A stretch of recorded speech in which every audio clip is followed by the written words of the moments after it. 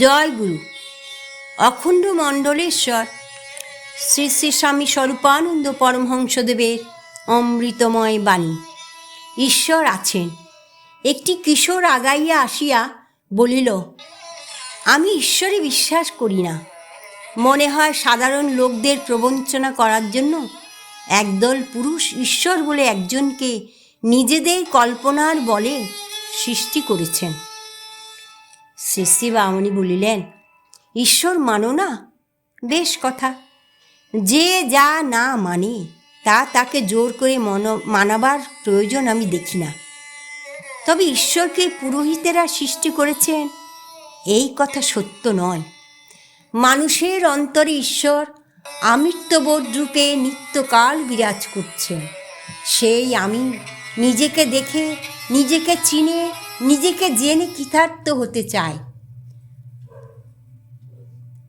সীমাবদ্ধ এই দেহের মাঝখানে বসে সেই আমি পঞ্চভূতের বাঁধন কষণে নিজেকে দেখতে পাচ্ছি না, চিনতে পাচ্ছি না, জানতে পাচ্ছি না।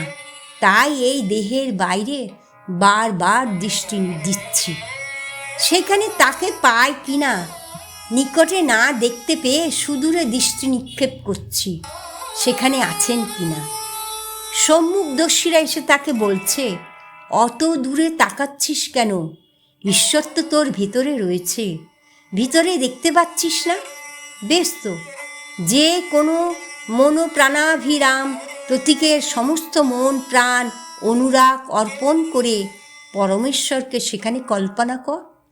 কল্পনা চূড়ান্ত উন্নতি মনকে পরম একাগ্রতা দেবে। তখন কোনো এক অদ্ভুত কৌশলের বলে তুই নিজেকে দেখে ফেলবি। জ্ঞানীরা, ঋষিরা, দিব্যদর্শীরা জীবের কল্যাণের জন্য এইটুকু কাজ করেছেন। তারপরে এলেন পুরোহিতেরা। মানুষ সামাজিক জীব, 10 জনকে নিয়ে আমোদ আহ্লাদে দিন কর্তন করতে চায়। ঈশ্বর দর্শনের চেষ্টাটাকেও একটা আমোদে পরিণত করার তার রুচি হলো।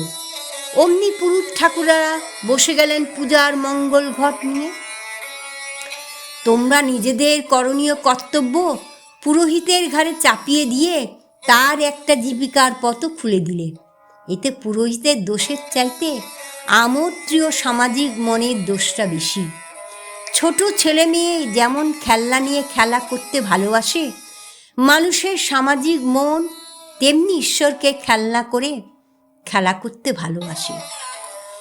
কিন্তু তাতে তো বাবা প্রমাণ হয় না যে ঈশ্বর নাই। ঈশ্বর আছেন। তোমার তুমিত্ব হয়ে তিনি তোমার মাঝখানে বিরাজ করছেন। আমার আমিত্ব হয়ে তিনি আমার মাঝখানে বিরাজ করছেন।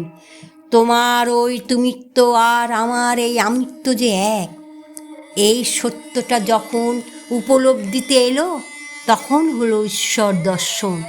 ঈশ্বরও সত্য, তার দর্শনও সত্য। বাইরের নানা মতবাদ শুনে তুমি বিভ্রান্ত হয়ে কয়েকদিন নিজেকে বুঝ মানিয়ে চলতে চেষ্টা করতে পারো, কিন্তু যিনি সত্য তিনি পরিণামে তোমার জীবনে জয়ী হবে। ওম শান্তি।